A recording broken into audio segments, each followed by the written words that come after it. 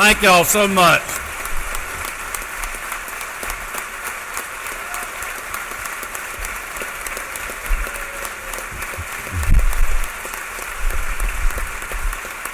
Thank y'all. You're very kind. Thank you very much. Thank you, Lieutenant Governor Jones, Speaker Burns, President Pro Tem Kennedy, Speaker Pro Tem Jones, members of the General Assembly, my fellow constitutional officers, members of the Public Service Commission, Mayor Dickens, members of the Judiciary, members of the Consular Corps, and my fellow Georgians. As we begin a new year with some new colleagues under this gold dome, and as we reflect on the past successes and challenges of prior years, I'm reminded again and again that no matter what, Georgians outlast the tough times and achieve new heights of success.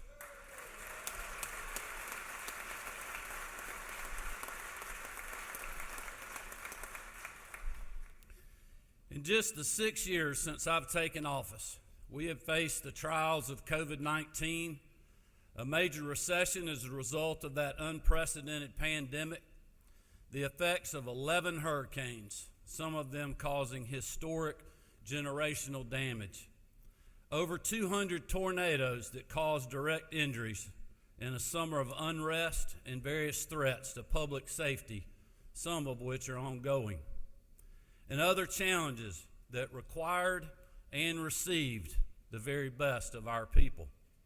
And through it all, time and time again, Georgians have risen to the occasion. As the saying goes, tough times don't last, but tough people do.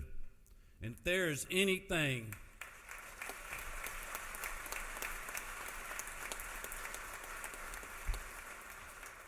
that I've learned in the 6 years that I've been honored to serve as your governor, it's that hard-working Georgians are not only tough, they're also generous, proud, and love our great state, because that is who we are. And that is why the state of our state is not only strong, it is resilient.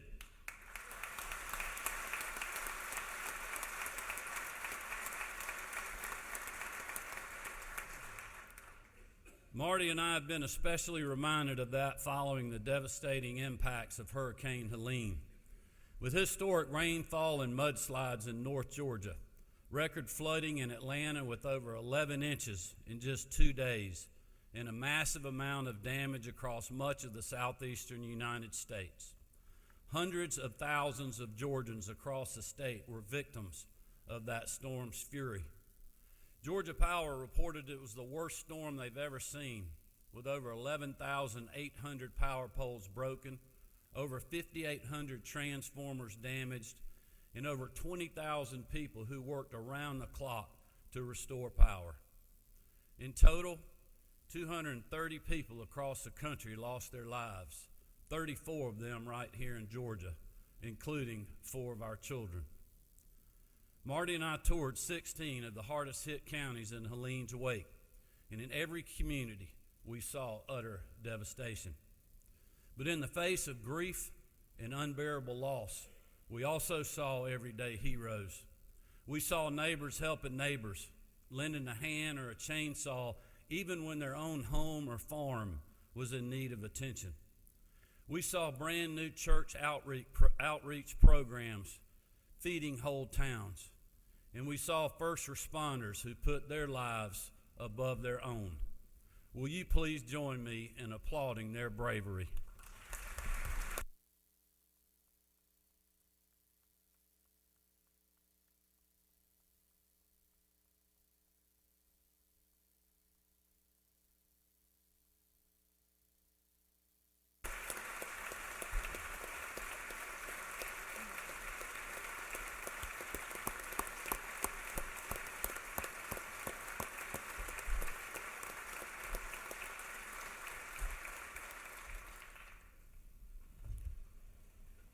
Courageous men and women like them had to cut people out of their homes and sadly had to recover the bodies of those killed by this storm.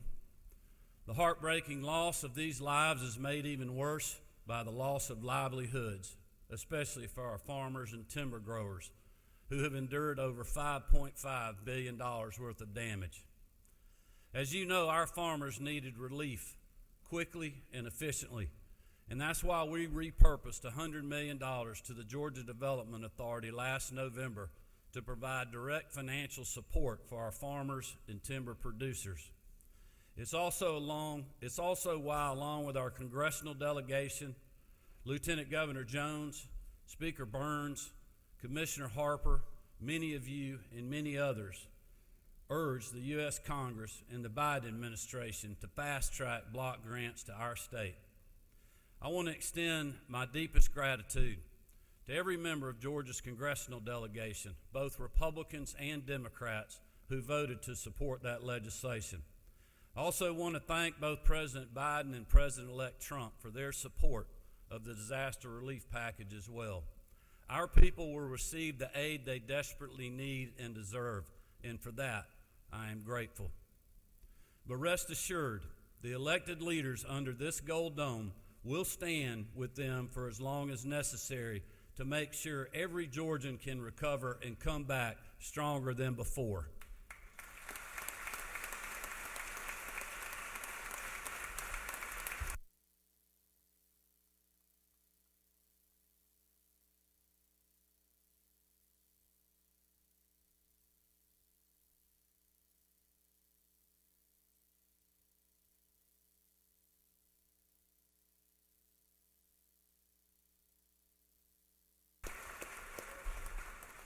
Thank you, and I thank the many members who worked so hard out there on the ground as well in helping with the recovery.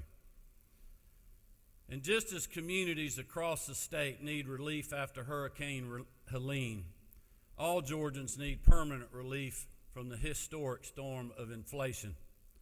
The past 3 years have drained family bank accounts, sapped the strength of our small businesses, and left too many Georgians struggling to make ends meet.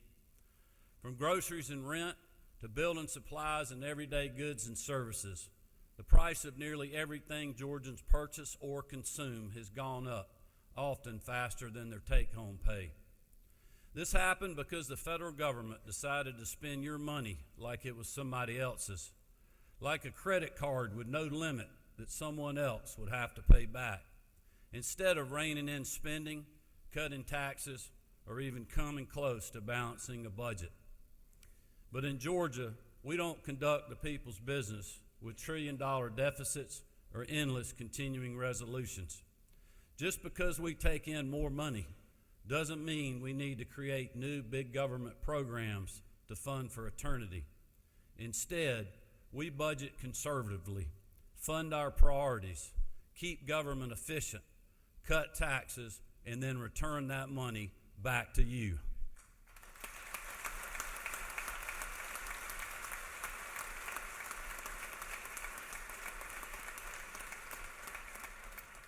Between multiple tax rebates, multiple suspensions of the state gas tax over the past 2 years, the homeowner tax relief grant you passed last year, and the largest state income tax cut in history that the members seated here helped us accelerate, we've committed to saving Georgia taxpayers over $7.6 billion.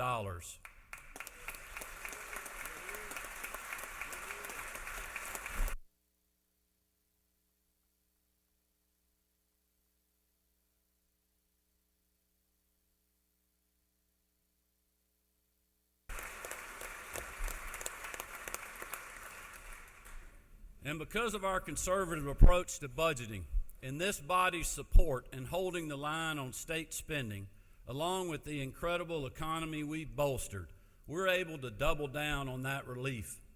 The prior acceleration you passed last session brought down the Georgia income tax rate to a rate of 5.39%, down a full 36 basis points from where we started in 2022. Today, I'm proposing a further cut of 20 basis points to bring us down to just 5.19%, saving Georgians another $7.5 billion over the next 10 years.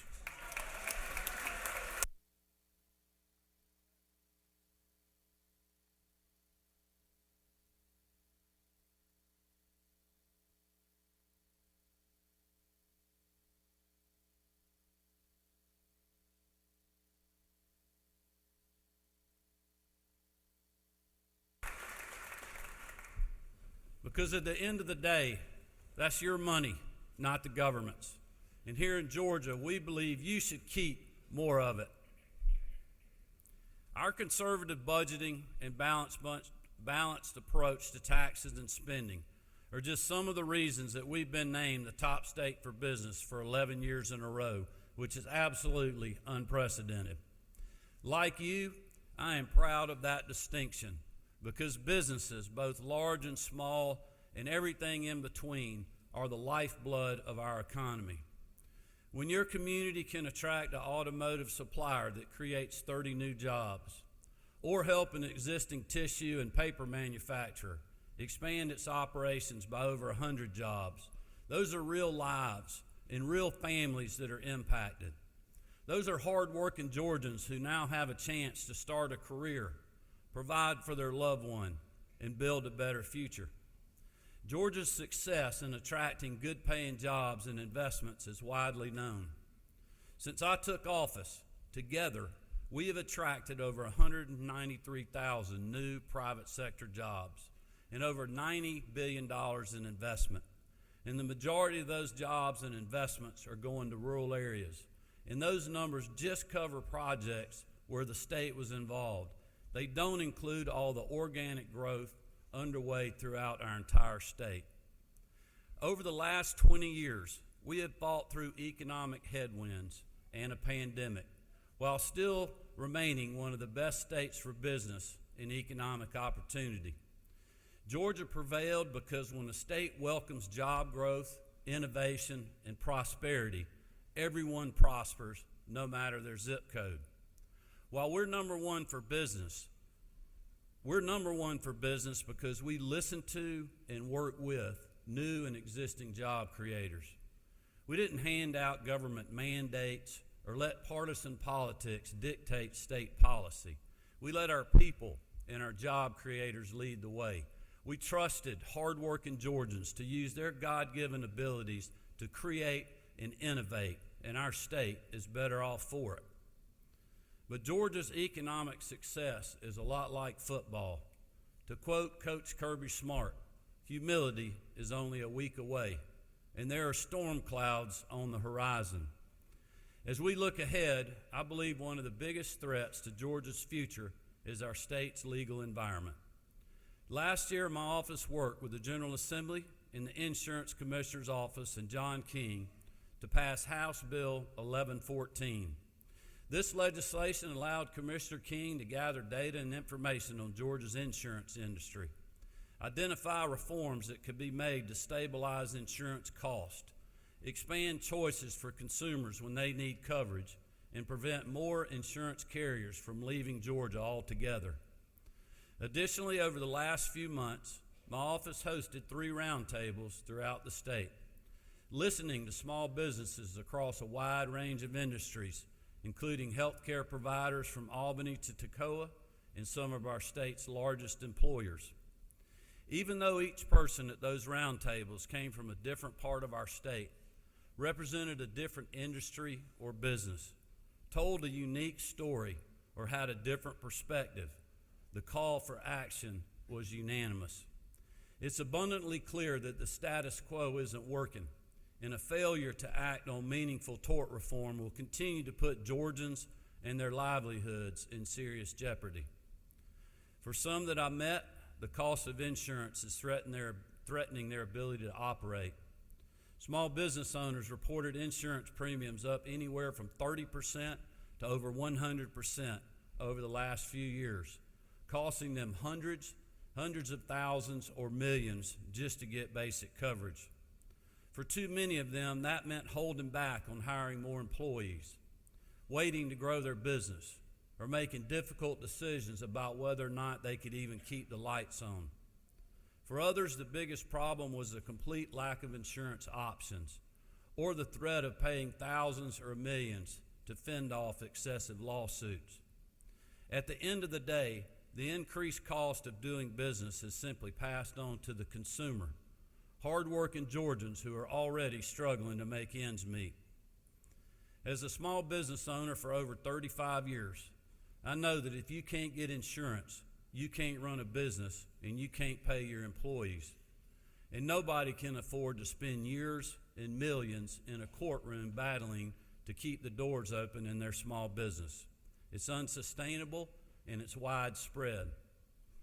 At our first roundtable, we spoke to the leaders of a child care company with multiple locations in metro Atlanta.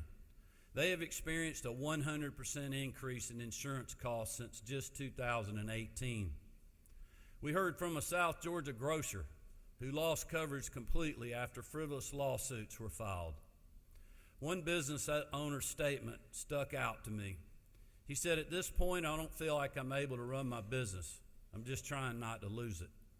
That sentiment carried into our second roundtable with healthcare providers in Macon, where we heard firsthand the challenges our legal environment poses to critical services, our healthcare workforce, and the ability for hospitals and clinics to operate. One hospital system that serves much of rural Georgia had liability premiums go up 115% in just 1 year. Another hospital in northwest Georgia actually had their premiums decrease 13% from 2022 to 2024, but only because the facility closed their labor and delivery unit in 2021. This was due to workforce challenges and soaring liability insurance costs. We were told story after story of hospitals struggling to recruit and retain doctors, especially OBGYNs and other specialty disciplines, because other states offer stronger protections for healthcare providers, lower insurance rates, and a more level playing field in their courtrooms. And we've heard from multiple doctors who wondered how much longer they're going to be able to practice for fear of being targeted by baseless or excessive lawsuits. These stories highlight a legal environment that leads to fewer options for Georgians seeking care, higher cost, and ultimately worse health outcomes for our people. At the third roundtable, some of Georgia's favorite brands and biggest job creators shared the challenges confronting their businesses and employees.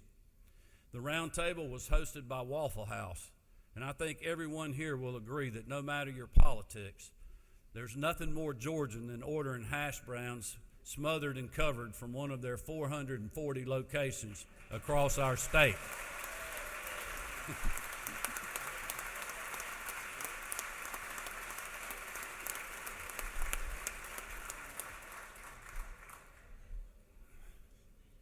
I knew that hash browns line would get y'all. Whether it's an emergency family trip on Thanksgiving because the turkey ended up burnt, a midnight meal during an all-night study session in college, or celebrating the big win by your son or daughter's rec team, Waffle House and great Georgia brands like them create unforgettable memories for all of us. They also create opportunity and a great career for their employees, over 10,000 of them in Georgia alone. Waffle House, as you know, is open on July 4th, Thanksgiving, Christmas, New Year's, Easter, and everything in between, in case one of us needs a cup of coffee, an all-star special, or just a friendly smile. In fact, they're only closed when disaster strikes, or unfortunately, when they can't afford to remain open because of a legal environment that forces them to limit hours, hold back on hiring, or change their business model. Georgia accounts for roughly 22% of Waffle House locations in the country, but almost 37% of their litigation cost. Their liability insurance premiums have gone up 235% since 2018, and their average cost for a negligent security lawsuit in Georgia is 5 times higher than in Florida, 9 times higher than Texas, 21 times higher than South Carolina, and 27 times the average cost of a similar lawsuit in Alabama. When we talk about how to continue Georgia's success as the top state for business for the next 11 years and how to keep our state's best and brightest days ahead, it starts right here. Stories like Waffle House, stories like those small town grocers and child care facilities, the mom and pop restaurants that make our communities special, the healthcare providers who are there for us when we need them the most. Without them, our state is not the same, and Georgia will never realize its full potential. The tort reform legislation my office will introduce in the coming days will be comprehensive but fair. Because in Georgia, we believe those who do wrong should be held accountable. And if you have been wrong, you deserve justice. I also believe the legislation we will be introducing can and should have bipartisan support. Making sure your neighborhood has a grocery store with fresh food available to a young single mom or an elderly couple on a fixed income isn't a Republican or a Democrat issue. Recruiting an OB/GYN or a GI doctor to your hometown doesn't depend on what lever you pull in the voting booth. Stabilizing the cost of car insurance and ensuring families have access to affordable housing is not partisan, it's common sense. Giving working people and small business owners a chance at the American dream is about who we are as a state, not what political party we support. To my Democratic friends, there is no reason we can't tackle tort reform together.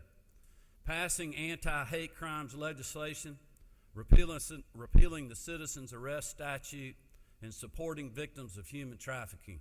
These are all tough issues, but Democrats and Republicans accomplished them together because it was the right thing to do for all Georgians, not just the ones that voted for us.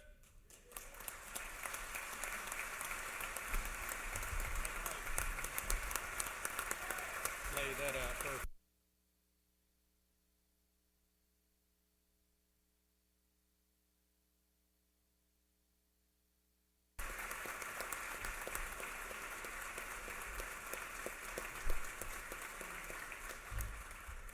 As a former legislator myself, I can promise you that a vote to support the hardworking men and women of our state, a vote to put them first ahead of the status quo, is never a bad vote. But I know this issue is complicated and will not be easy to fix. There are many different stakeholders with competing ideas about how to move forward. However, doing nothing is no longer an option. We will do what is right by the people of our state.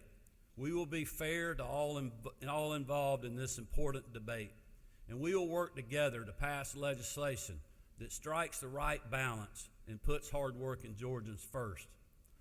But also want to be very clear. There's always room for compromise, but there will be no room for excuses, half measures, or failure. Whether it is this legislative session or perhaps a second one later this year, we will achieve meaningful, impactful tort reform.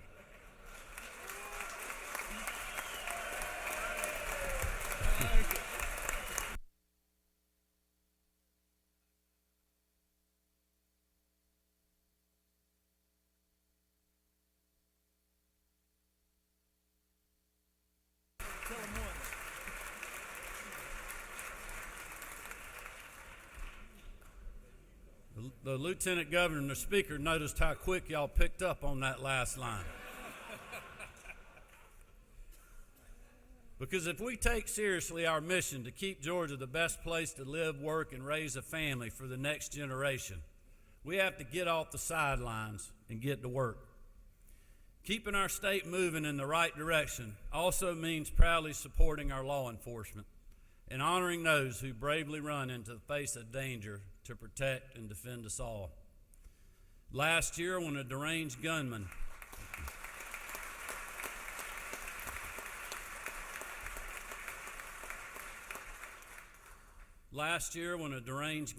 attacked one of our schools, a place that should be safe for everyone, 2 on-site officers confronted and arrested him within 2 minutes, while numerous local and state law enforcement rushed to the scene, including Sheriff Judge Smith.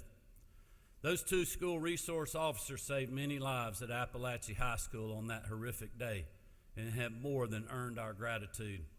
Sergeant Chase Boyd, Deputy Brandon King, and Sheriff Smith are here with us today. I'd like to ask them to stand and let us thank them and their colleagues for their heroic efforts.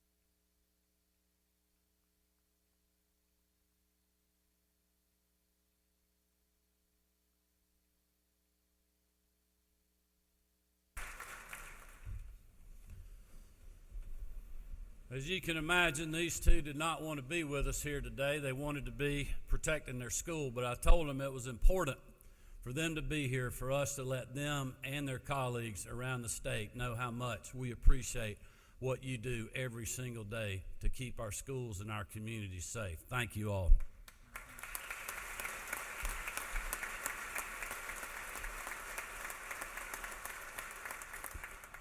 I also want to thank those members of the legislature who were here in 2019 and 2023, who supported 2 rounds of funding for direct campus security grants to every school in Georgia.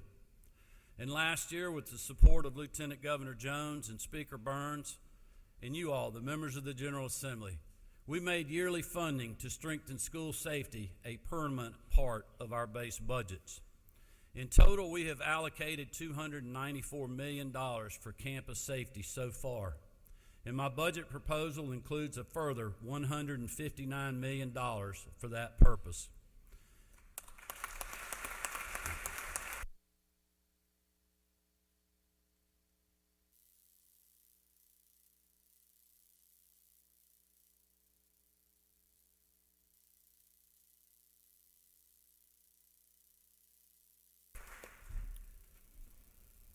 And just as we're protecting Georgia's children in our classroom, we're also going after those who target them outside of school, including gangs and human traffickers. Thanks to the vital work of the members of the Grace Commission, law enforcement partners, including the GBI's Human Trafficking Exploitation Unit, and prosecutors on the state and local levels, all championed by the nation's best First Lady, Marty Kemp. The state now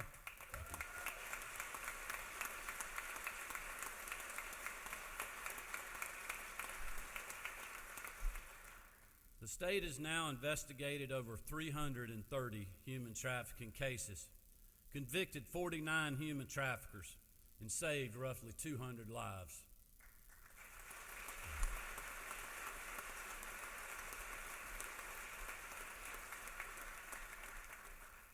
I want to thank Attorney General Chris Carr and the Human Trafficking Prosecution Unit, led by Hannah Palmquist, for all that they have done to help make Georgia a safe place for victims and a hostile state for the perpetrators. The Attorney General's office has also investigated 140 gang-related cases, securing 52 convictions and charged more than 140 individuals. And that's just since the unit was stood up less than 2 years ago.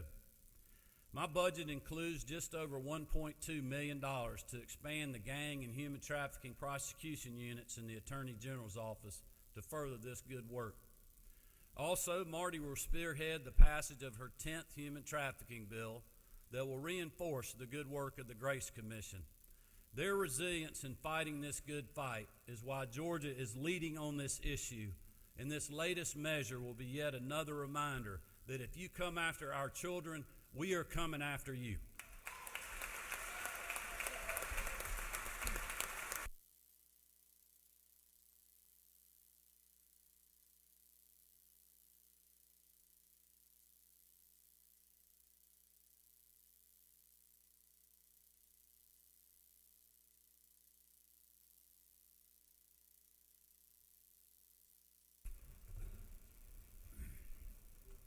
Just as Marty has been instrumental in going after those who threaten our children and making Georgia a safe place for those seeking to rebuild their lives, she has also been a tireless champion for mental health services. For over a year now, as she has promoted the 988 Suicide and Crisis Hotline, she has carried this message forward: it's okay to not be okay. And as a result, more and more Georgians are finding the support they need to stay resilient in the face of difficulty. Last year, you put more funding toward behavioral and mental health needs than ever before, over $1.6 billion. I want to thank the First Lady, Commissioner Kevin Tanner, and the frontline caregivers who are helping Georgians process and overcome the challenges of mental distress. Several of those caregivers have joined us today.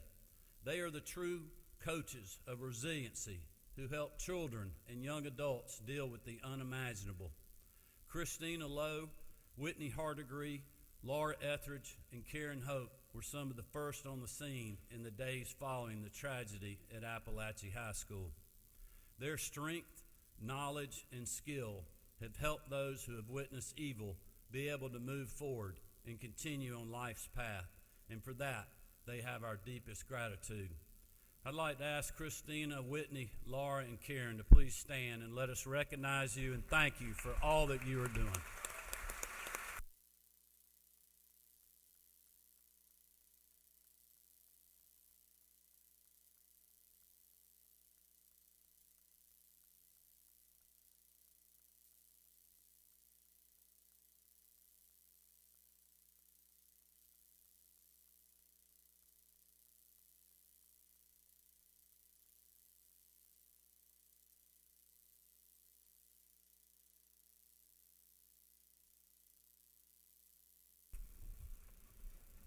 We know that your work is not complete and there's a long road ahead, but we are grateful for what you and the Sheriff's Department are doing to continue to support the great community in Barrow County.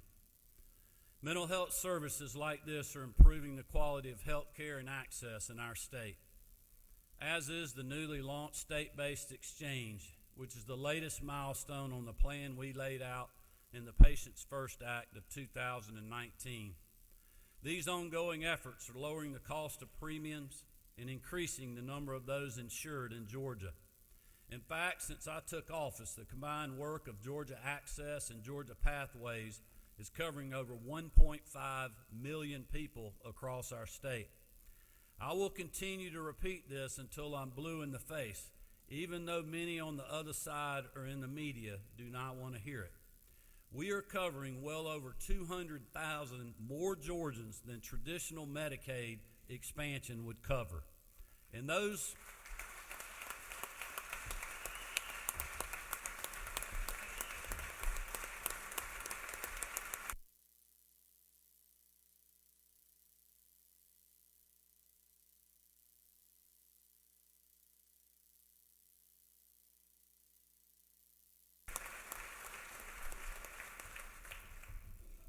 And it's important to remember, those Georgians are on better plans that deliver better coverage and lead to better health outcomes for them and their families. In fact, since I've taken office, we've seen over 93 provider rate increases through traditional Medicaid, and costs to the state have grown by more than $250 million per year. So when you hear someone say that fully expanding traditional Medicaid is fiscally responsible, know that they are selling you a bill of goods, because the numbers simply don't match the rhetoric. In total, Georgia spends over $4.2 billion for Medicaid in our state, and there are those who say the program only needs more money to succeed. Well, I respectfully disagree. With the new administration coming to Washington, I'm looking forward to furthering our innovative approach to health care access, which is making Georgia a leader in this field. And as I announced yesterday alongside Lieutenant Governor Jones and Speaker Burns, we're making it even easier to sign up for the Georgia Pathways program that helps Georgians start a rewarding career, get a degree, attain real-world skills, and ultimately receive better health care coverage. My high school football coach used to say, winning is contagious. He knew that when you have the momentum, when the entire team buys into the same mission, the same vision, when they play for each other, good things happen. Much like winning in football, I believe Georgia's success can be contagious. In spite of unprecedented challenges and many hard days, Georgia has enjoyed historic success. From jobs and investment, growth and opportunity, to freedom and prosperity. As the speaker always says, it's a great time to be a Georgian. We achieved more than many thought we would, and we proved big things can get done. We showed that the Georgia way is indeed the better way. So let's keep playing hard for the people who sent us here. Let's keep putting hard-working Georgians and our state's success first. Let's avoid distractions and line up together to secure victory. I believe Georgia's success is prosperity and its promise for opportunity for all are indeed contagious. And it's our job to keep it that way. So let's get to work. Thank you all. May God bless you, and may God continue to bless the great state of Georgia. Thank you very much.